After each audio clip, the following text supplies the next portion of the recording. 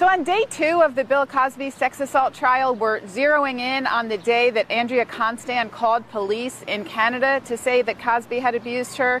We just heard just before the lunch break from a Canadian detective, Dave Mason, who's from the town of Durham. It's a part of Toronto. He recalls getting called to the Constand home in 2005. He arrived and he and 2 other detectives took Constand's statement.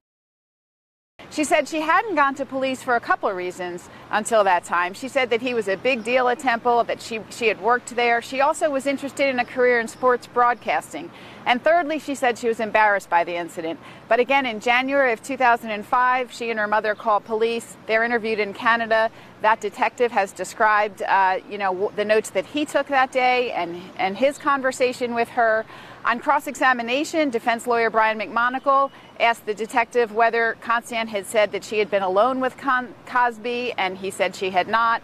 McMonagle reminded the detective that there had been a trip to a casino that they had taken where she was alone in his room at one point, and once before apparently had been alone in his home, and the detective had not heard those details. And I may have to go to Washington to testify next week on a Thursday on a bill that I felt that the defense bullied my client Kelly Johnson yesterday. Her mother testified today. I think that her mother, whom the defense did not wish to have testify, made every effort to exclude her. I think she testified and corroborated much of what her daughter, Kelly, had in fact testified to. She testified under oath, okay? As she's testifying under oath, he testified this morning that he was taking notes, okay? His notes are not testimony under oath. His notes are just his notes, just like your notes are your notes.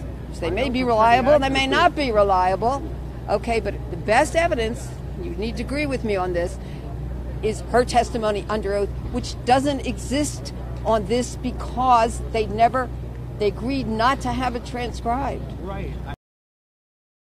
Well, I expect a lot of potential bullying. That's how some people may see it by the defense.